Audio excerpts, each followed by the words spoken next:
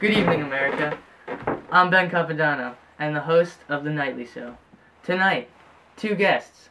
First, David Cameron, Prime Minister of Great Britain, and second, the Hungarian Prime Minister, David Orbán. Alright, let's get to the show. Europe, well known for their wars, scenery, and, apparently, racism.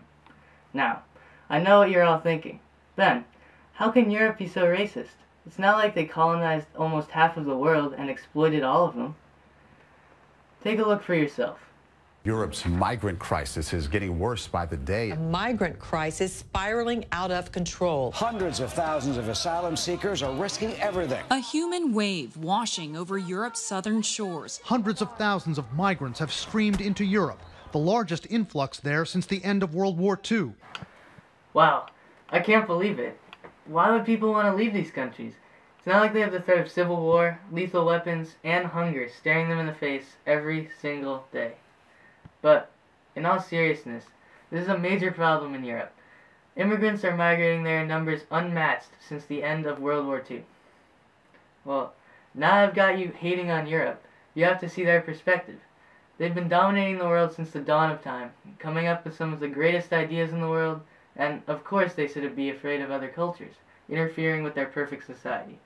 They're just scared someone will come and ruin it. It's a shocking video that has garnered attention from around the world.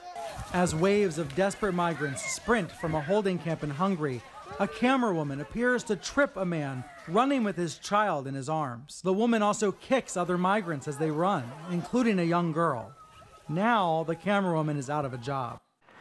And that, folks, is why Hungary is famous for its hospitality. That woman has to be a jerk, to put it simply, and even though she later apologized, those actions speak much, much louder than her words. She was basically trying to play soccer with people, something that the Hungarian soccer team has had trouble with too. That is just something you cannot do, and unfortunately it expresses how some Europeans feel, that they are superior to the migrants. Moving along now to Britain, David Cameron recently unveiled a proposal to resettle up to 20,000 immigrants in Britain by 2020. We are proposing that Britain should resettle up to 20,000 Syrian refugees over the rest of this Parliament. In doing so, we'll continue to show the world that this country is a country of extraordinary compassion, always standing up for our values and helping those in need. On the surface, the plan seems like a victory for immigrants, but when the plan is looked at in greater detail, its shortcomings become glaringly clear. First of all, even though 20,000 seems like a huge number of people, you have to realize that Germany takes that amount in just 1 week. Yes, you heard that right. Germany takes in the same number of migrants in 7 days as Britain does in 5 years. Basically, if this were Britain's border, this would be Germany's, but without the wall. That lack of a barrier is another way Germany differs from Britain, its tolerance for immigrants. In other words, the one time in history where Germany is actually more tolerant than your uncle from Mississippi. Uncle, immigrants aren't all rapists. Why would you even think that, you fat-balled monster? Anyway, this anti-immigrant culture is in contrast to Britain's 17th century policy of invading an independent group of people, taking them over, and then enslaving them in the process. This perfectly illustrates why the viewpoint of the British is so ironic. As recently as 70 years ago, the British even were in power of an African country, yet they turn their back on Africans when they can't be exploited for monetary gain. This xenophobic attitude towards foreigners is one of the reasons why the words spoken by Prime Minister David Cameron are so ironic. His actions and those actions in Britain's history directly counter what he has chosen to say in public. His argument that an influx of migrants would destabilize the economy has been debunked. In fact, the largest wave of immigrants to the U.S. since the early 1900s coincided with our lowest national unemployment rate and fastest economic growth. This would almost certainly also apply to Britain. Instead of being the proverbial St. Peter of Britain, though, Cameron needs to realize how misguided his theories and the theories of his people are, and make every effort he can to change them. We don't want to ingest a significant minority with a cultural nature and background that's different from ours. We would like to keep Hungary Hungarian. I think the only thing that video proved to us was the similarities between Orbán and Trump. The anti-immigration policies, the border fence, the only difference I can think of is that Orban has actual hair. Like, what is that, Trump? Corn that's been in a tanning bed for too long? Anyway, these quotes are indicative of how many Hungarians feel about the migrants coming into their country. 85% of them have said that they are unhappy with the way that the European leaders are handling the migrant situation. This fact perhaps is most indicative of Orban's policies. If that much of your electorate wants something like that, it makes political sense to do it, even if it is not the right thing to do. So, in a way, you can't blame Orban himself for the discriminatory policies he preaches, but you may look instead to the Hungarian people themselves, and perhaps most notably, their culture. This culture of discrimination and xenophobia is directed with intense vigor to Muslims, specifically those coming from Africa or the Middle East. This, Victor, has got to stop, as you are only destroying the livelihood of all the people who come to your country to get a better life and already have no hope. Of course, Orban is in part to blame for this as well, since his inflammatory comments are extremely disappointing. This man isn't fit to govern, and that middle finger is one that is hurting real people. So, I say to you, Victor, right back at you. Now, we'll be right back with our first guest, David Cameron.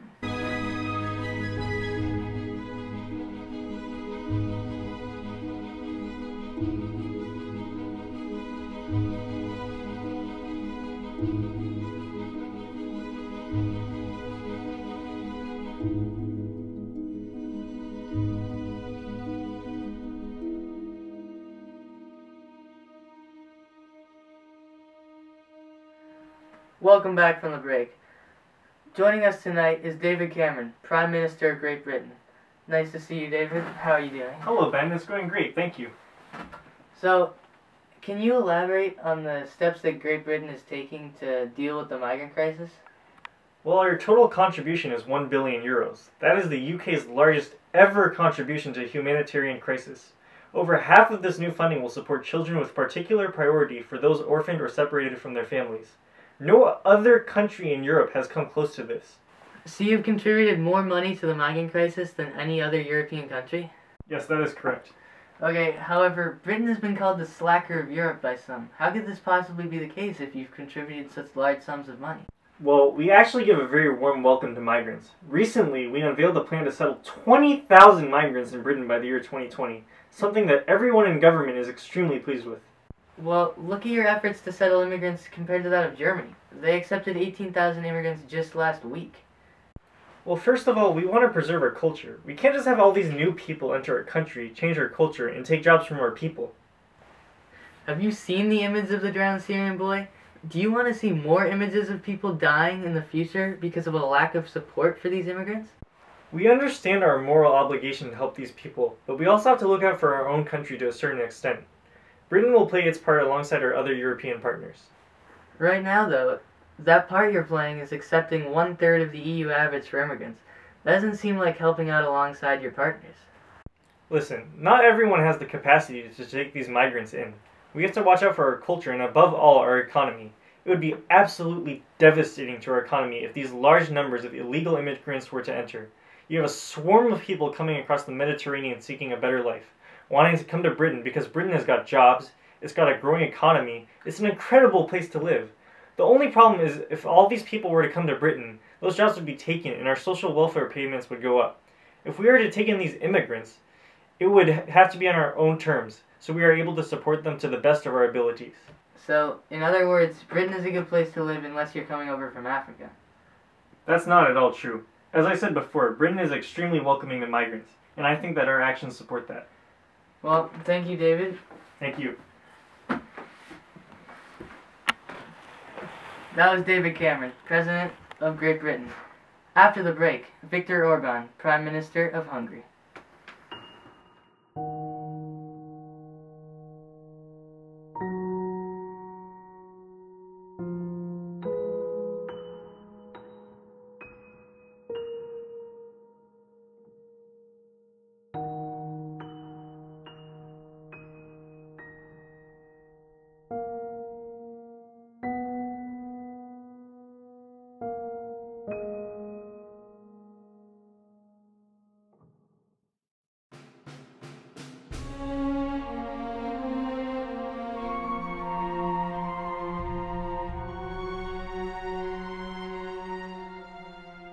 tonight Viktor Orban, Prime Minister of Hungary. How are you doing, Victor? Good evening, Ben. Tonight I'd like to talk about the migrant crisis in Europe. I understand this is of special importance to your country? Yes, it is. Hungary is one of the countries that illegal immigrants take advantage of the most when they come in from Africa. We've had over 150,000 illegal immigrants and cross our border this year alone. This is already more than 3.5 times the number from last year, and the year isn't even over yet. And so the Hungarian government built a border fence around your country to prevent this? Yes, we did. We are a member of the European Union, which allows for free movement between member states. This creates the need to secure the external borders even more than a normal country would, because if someone came into our country, they would be able to move freely to a number of other countries. Something many people don't understand is that the fence is as much to protect the external borders of the European Union, something only Hungary and Spain are currently doing a sufficient job at. You've also said it's important to maintain European culture. Could you elaborate on those statements?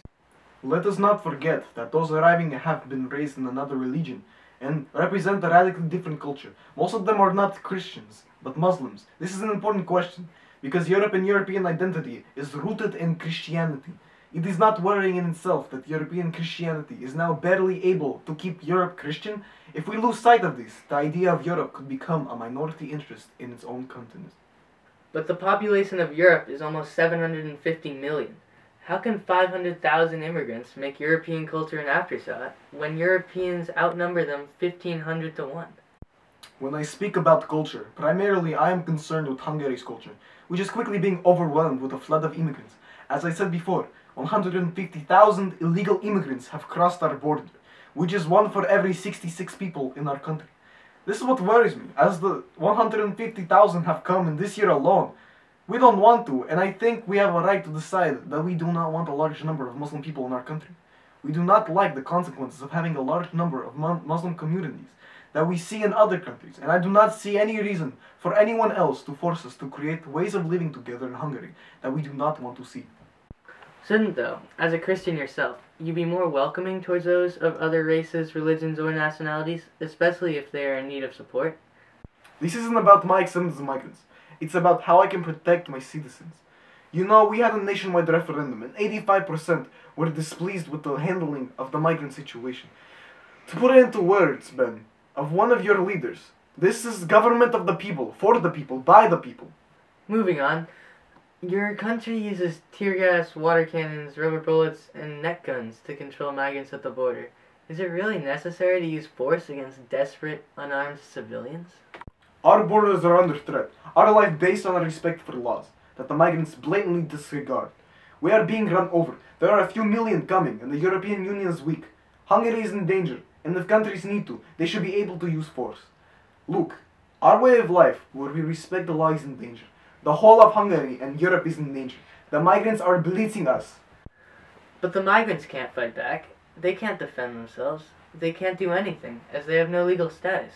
How could you possibly condone that?